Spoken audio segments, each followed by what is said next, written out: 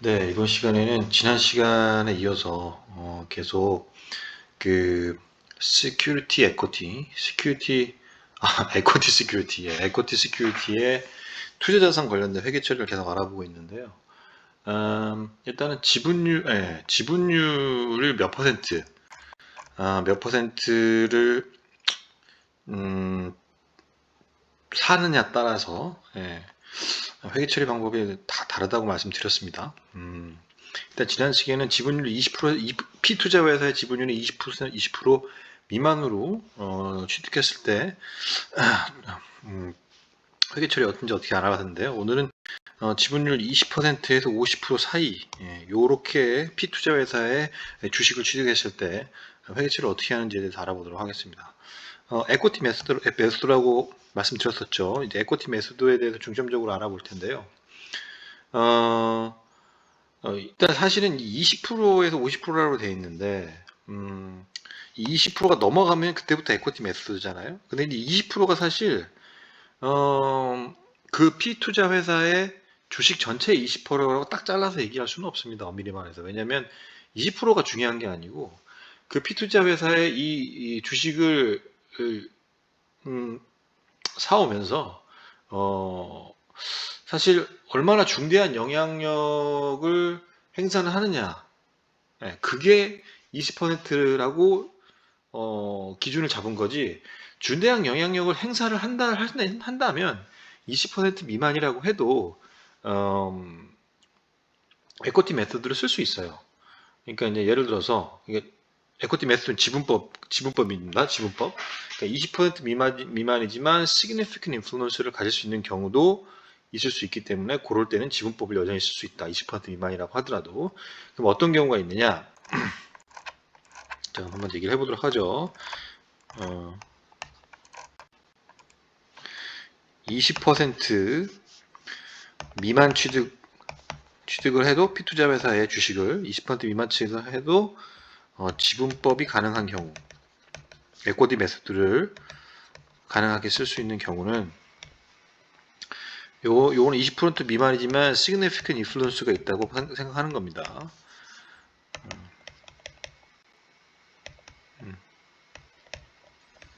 자, 첫 번째는 이사회를 장악한 경우예요. 이사회를 20% 미만을 취득해도 이사회를 장악할 수 있죠. 예. 그래서 투자자가 그 피투자 회사의 이사회에서 예, 그 발언권을 충분히 의결권을 충분히 장악한 경우에는 이런 경우에 들어가고요. 그리고 투자자가 그 피투자 회사의 정책을 결정하는 과정에 참여할 수 있다. 라면 20% 미만이라고 해도 중대한 영향력을 행사한다고 봅니다. 자, 그렇고, 뭐, 이런 경우도 있습니다. 이 투자자가, 인베스터가 20% 미만으로 20% 미만의 주식을 취득했겠지만 대고객이다. 거의 유일한 고객이다. 우리 회사에. B2B 회사는 이런 경우가 많죠. B2B 회사 같은 경우는 예를 들어서 뭐 자동차의 납품업체들, 자동차에 뭐 파트를 납품하는 1, 2차 협력업체들, 뭐 현대기아차가 유일무이한 고객이죠. 근데 현대자동차가 그 1차 납품업체의 지분을 주식을 20% 미만으로 한 15%만 샀다고 해도 여전히 유일한 고객이기 때문에 투자자가 대고객이기 때문에 지분법을 쓸 수 있다라는 겁니다. 어디가? 현대차가 1차 협력회사에 20% 미만으로 지분을 취득해도 여전히 지분법을 통한 어, 저기 투자 자산의 인식이 가능하다는 거죠. 자, 그다음에 어, 세 번째는 음, 뭐 기술적으로 이 투자자한테 굉장히 의존하는 경우가 높은 경우입니다. 기술 의존도가 높은 경우. 그래서 피투자 회사가 투자 회사한테 많은 기술을 이전받아서 비즈니스를 하고 있다면 20% 미만으로 투자 회사가 취득을 했다고 해도 투자 회사는 피투자 회사에 지분법을 적용한 투자자산 인식이 가능하다. 자, 그 다음에 제가 지금 같은 말을 계속 반복해서 드리는 이유는 이게 머릿속에 잘 안 남아서 안 남습니다. 이게. 그래서 제가 말씀드리는 거예요. 이게 뭐 20%, 10%, 뭐 50%다 이게 다르게 있는데 이거를 뭐 퍼센트지마다 다르게 자산 인식을 하기 때문에 투자자산 인식을 하기 때문에 제가 강조해서 한 카테고리에 있을 때는 계속 강조해서 말씀드릴게요. 20에서 50이면 그 한 카테고리는 각각 다른 갭을 사용을 하기 때문에. 자, 그러면 또 이제 요거는 이제 반대로 20% 미만 취득 지분법이 가능한 경우가 아니고 20% 이상 취득을 했는데 예, 지분법이 불가능한 경우가 있습니다. 이거는 주식을 아무리 많이 가지고 있다고 해도 20% 이상 가지고 있다고 해도 중대한 영향력을 행사하지 못한다 라고 판단한다는 건데 어떤 경우냐. 첫 번째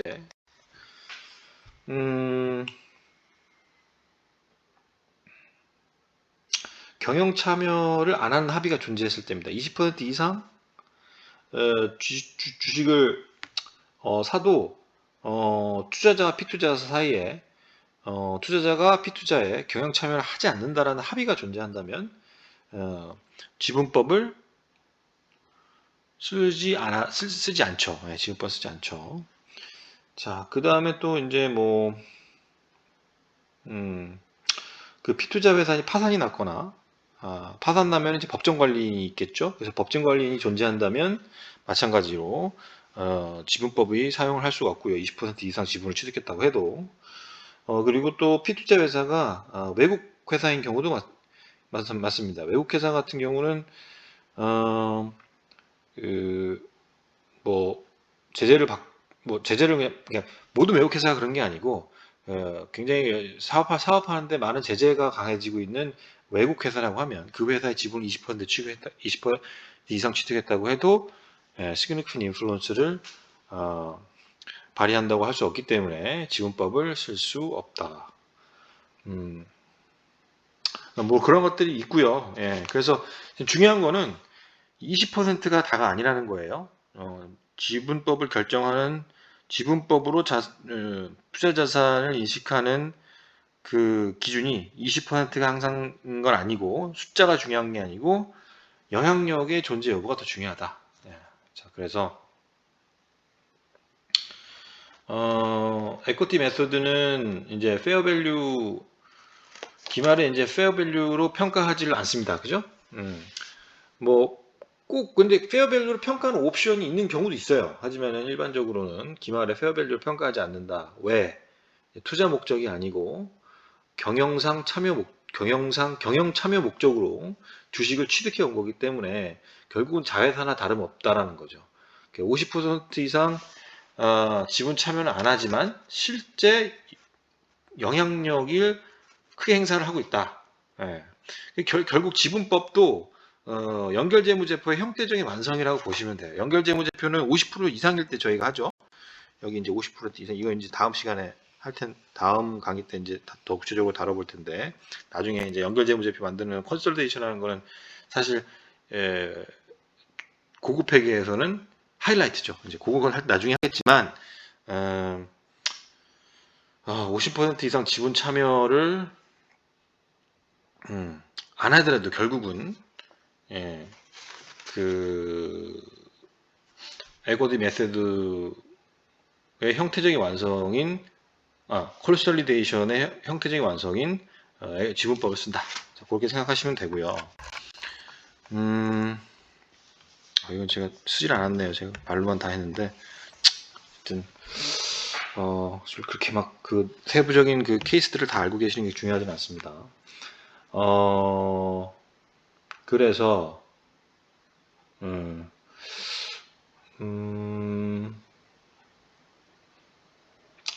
지분법을 사용하게 되면 그 A라는 회사가 B라는 회사에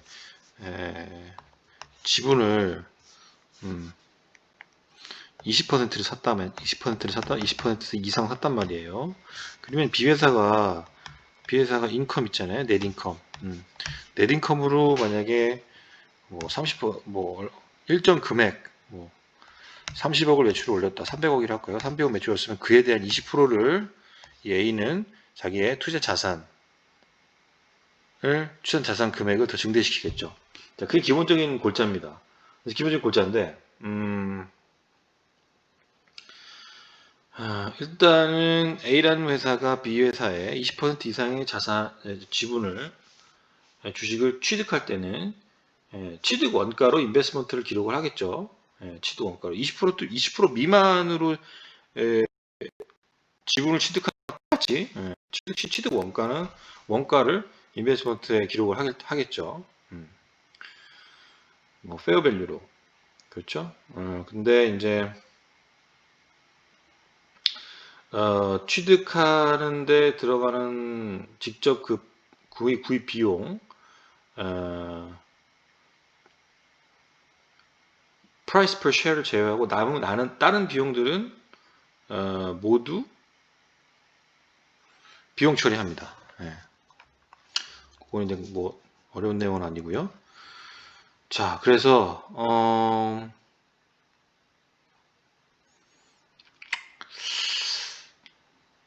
여기서 제 중요한 말, change in the invested net asset. 자, 요게 일어난다면 P투자 회사의 순자산은 결국 자본이에요. 왜냐하면 자산 빼기 부채가 순자산이기 때문에 자본입니다. 같은 소리라고 생각하시면 되고요. 간단하게. 그래서 이 자본의 넷이 변동하게 되면 투자자는 그만큼의 포션의 20%, 이게 변동하는 이 변화하는 거의 20%를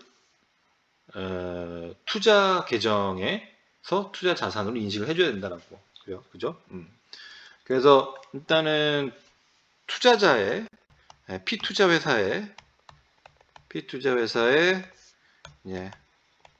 사업 결과, 이건 이제 인컴 아니면 로스겠죠. 요럴 때 일단 분계를 어떻게 끊느냐? 일단은 제가 지금 끊는 분계는 이제 투자 회사의 분계입니다. 투자 회사의 분계.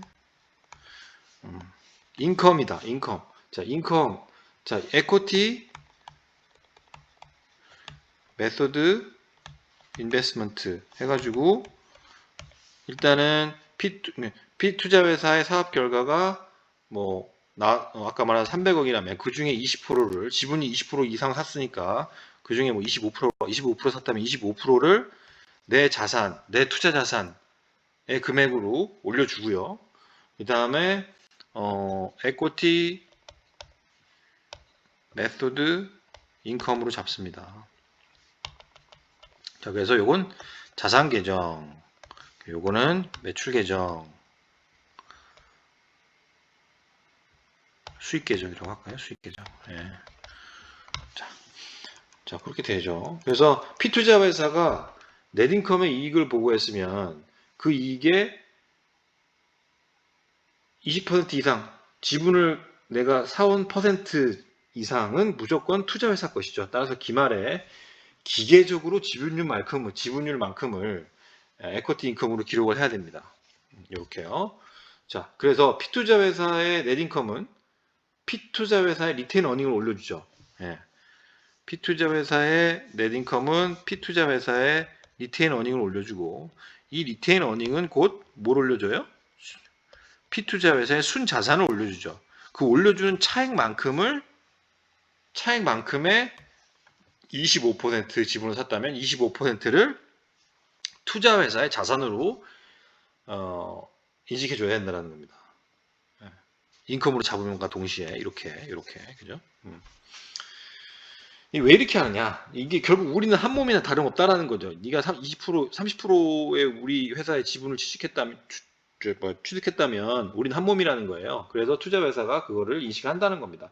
그래서 P투자의 넷인컴의 내 지분율만큼을 디비던을 줬든 안 줬든 상관없이 기말에 그 투자자는 에코티 인컴으로 인식을 한다. 그죠? 예, 그 다음에 로스가 났다면 어떻게 해요? 로스가 났으면 반대로 쓰면 되죠. 로스가 났다면 뭐 에코리 메소드 인컴 이게 이제 일로 와가지고 쓰면 되고, 그 다음에 에코리 메소드 인베스트먼트를 일로 와가지고 없애주면 되죠. 로스가 났다면 피투자의 로스가 났다면 말이에요. 그럼 투자회사의 분계 이렇게 된다는 거고. 자, 그래서 근데 이제 그럼 디비던은 어떻게 하느냐? 피투자 회사가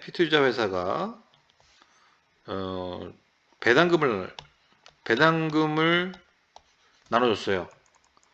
자, 그러면 이거는 투자자 입장에서 봤을 때, 그러니까 20% 이상의 주식을 취득한 투자자 입장으로 봤을 때는 결국은 내가 원래 가지고 있던 캐시를 찾아온 거나 다름없죠. 배당을 받았을 때. 무슨 말이냐면 배당 선언을 하면 피투자 회사의 순자산이 줄어든단 말이에요. 이로 인해서 투자 회사의 투자 자산이 줄어든 거나 다름없어요. 왜냐? 내가 지분을 25% 이상 가지고 있기 때문에. 우리는 한 몸이잖아요. 예. 그래서 디비던 인컴을 20% 미만이었을 때처럼 크레딧 하지 않고 내가 그냥 인컴으로 배당금 수익으로 잡지 않고 내가 가지고 있는 순자산이 줄어들었다고 투자 회사는 내가 가진 순자산이 줄어든 것처럼 회계 처리를 해야 된다는 겁니다. 그죠? 받는 배당 금액, 투자자의 받는 20% 이상의 지분을 가지고 있는 그 투자자가 받는 배당 금액 또한 투자자가 결정할 수 있기 때문에, 그죠? 내가 받는데, 그러니까 내가 받을 돈을 내가 얼마 받을지 결정하는 거랑 똑같은 거예요. 그죠? 그렇기 때문에 배당을 받는 즉시 지 자산이 줄어든 거랑 똑같은 겁니다. 내 주머니에서 내 돈 꺼내가지고 나한테 돈을 준 거예요, 결국은. 자, 그러면 회계처가 어떻게 되겠어요? 그러면은 일단은 뭐 디비던 리시버블을 잡거나 아니면은 뭐 캐시가 들어오겠죠. 예. 지 주머니에서 나온 거니까 뭘 줄이면 돼요? 자산을 줄여야 되겠죠. 그래서 에코티 메소드 인베스트먼트를 투자 자산을 줄여줍니다. 자, 요거 이제 헷갈리시면 안 돼요. 예. 요거 지금 요거 투자회사의 분계고, 일단 배당선언 시 피투자회사의 분계는 어떻게 했어요? 배당선언 시 피투자회사 분계는 리테인 어닝이 일단은 줄어들겠죠. 순자산 줄어들고 캐시가 들어오겠죠. 이런 식이죠. 이 순자산이 줄어들었다는 것 때문에, 그죠? 이 순자산이 줄어들었다는 거는 결국은 20% 이상의 지분을 가지고 있는 투자회사의 자산이 줄어들었다는 거랑 똑같은 거예요. 그죠? 예, 이렇게 줄어들었잖아요. 예. 자, 그래서 이제 그렇게 생각을 하시면 되고, 마지막으로 이제 가장 중요한 개념이 하나 나옵니다. 마지막으로,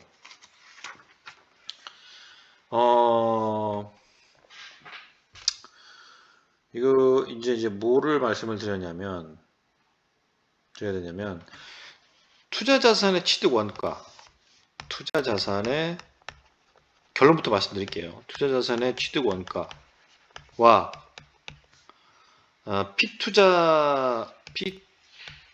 피투자사의 순자산 장부가,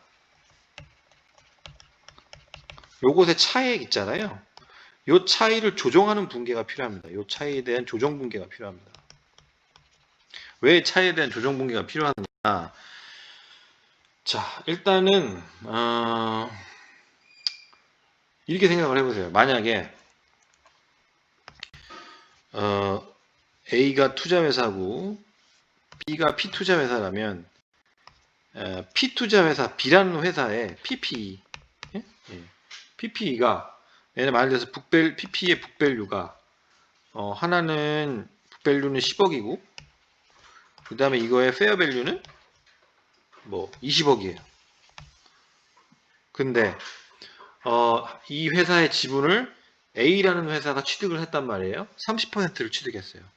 A 회사가 30% 뭐 한 20%, 25%로 35%로 하죠. 35%. 몇 퍼센트 하는 건 중요하지 않죠. 20%에서 50% 사이기만 하면 되죠. 30%를 지분 취득했어. 네. 그러면 인베스트먼트에는 그 자산의 페어밸류가 반영되어 있긴 하겠지만 일단 이 인베스트먼트라고 하면 이제 A라는 회사가 이 회사를 살 때는 페어밸류로 샀을 거 아니에요. 20억에 샀을 거 아니에요. 그죠? 그러니까 20억에 산 게 아니고 이거를 다시 인베스트먼트에서는 그 자산의 페어밸류가 반영되어 있기 때문에 있긴 하지만 그렇지만 이제 피투자자가 보고하는 어닝에는 그 PP의 북밸류를 기준으로 감가상각 비용만큼만 반영돼 있죠. 따라서 투자자의 입장에서 보면 피투자자의 넷인컴이 오버스테이트먼트 돼 있다고 생각이 들 수밖에 없기 때문에 이를 조정해 줘야 됩니다. 자, 이게 지금 좀 말이 좀 한 번에 와닿지 않으실 수 있는데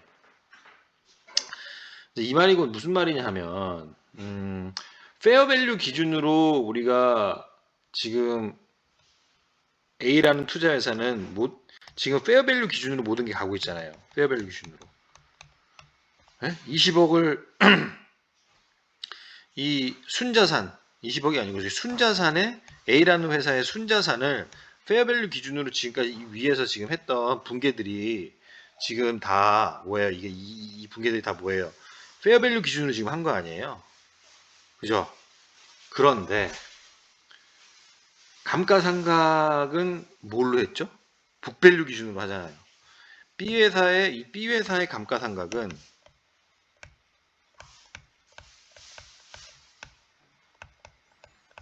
북밸류 기준으로 한단 말이에요. 북밸류 기준으로.